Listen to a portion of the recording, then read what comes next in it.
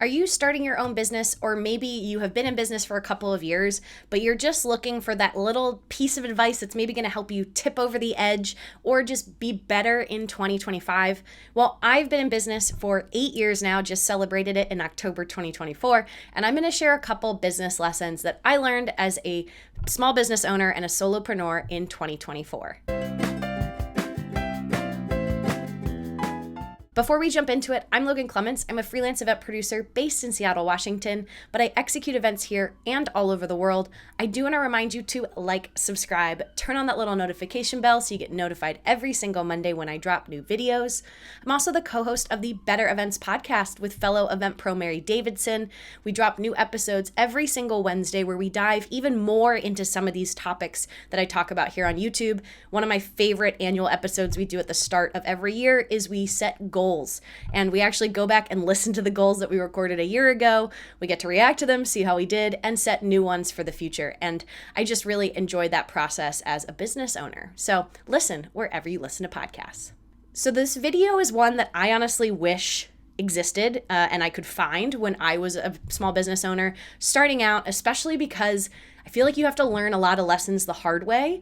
And sometimes you get lucky and get to learn from other people's experience. And maybe you don't have to learn it as hard as them, or maybe you get to avoid hitting exactly the speed bump that they hit.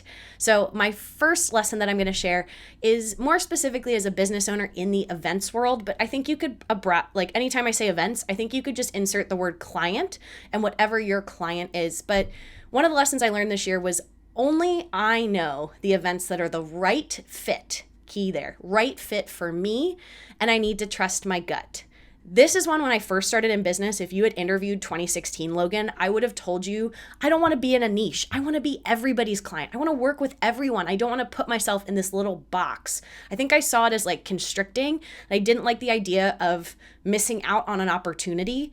But I will say over the years, I have started to figure out that just some clients aren't the right fit. And that doesn't mean that I'm not good at what I do. It doesn't mean they're not good at what they do. It's just like people, that we all have different personalities. And there's some people in life you just instantly click with. Other ones, maybe it takes some time and then you became close. And others, you're going to go, they're just not my cup of tea. And so that is something that I'm just acknowledging that I am the only person who's going to know if the events are the right fit for me. I can ask my board of directors, my friends, they're not really board of directors, but my friends and my colleagues. But I have to trust my gut. And this goes back to the idea that there are plenty of events for everyone, and trying to move out of that scarcity mindset that if I say I have to say yes to everything that comes across my plate or else I won't have the work. Because I found, and I have this framed by my desk, is there will always be another gig, another event. And I have a story that I always go back to from a couple years ago where I was going to be out of the office in December and I said no to 3 different projects that tried to ask me to work when I'd already planned on going on vacation. The 4th person to ask me was one of my dream clients, someone I loved working with, and they wanted to add another event to my schedule with them. I went and talked to my partner and I said, can we shift our vacation by 2 days so I can do this because it is a dream gig? He was totally on board with it. And I had this moment of aha, of like, oh my gosh, I would have totally said yes to the first or the second or the third other opportunity if I hadn't had protected my time with this out of office, just because I would have wanted the work. So I always try to remind myself of that, but just knowing you're the only person who knows what client's the right fit for you, and it is okay to change and evolve over the years. My second lesson was creating financial projections for when money is coming in, not just when you're invoicing. So for example, if I have a client who pays me a net 15, meaning they're going to pay me 15 days after I give them the invoice, and another client is paying me a net 45, it helped me to better estimate. I have a spreadsheet that I use that shows in those terms, meaning I am predicting in March, I'm going to get paid for that net 45 person, but in January, I'm going to get paid for the net 15. My financial friends are going to laugh at me because they're like, Logan, that's so simple. But for whatever reason, I was tracking money that I invoiced, meaning what I asked clients to pay me each month, but I wasn't necessarily tracking when it was coming in. And so by just doing that simple tweak where I have a spreadsheet that I add my net terms and I can see, okay, I might have invoiced them in December, but I'm not going to see that money till February. That has helped me with my cash flow better estimate what money is coming in, what can I pay myself, how much money do I need to save up, as I look ahead at the year, because I know what months are going to be slow. Because it was really weird last year. I had a couple months I was super busy, but based on payment terms, I didn't have money coming in. So that was when I just wanted to avoid that conflict and prepare ahead of time for those slower months. The third lesson I learned, and this is something that's personal to me, but I just want to share it with you guys because maybe you'll find a nugget of truth in there for you. But I had found I needed to get 3 big, what I call foundational events.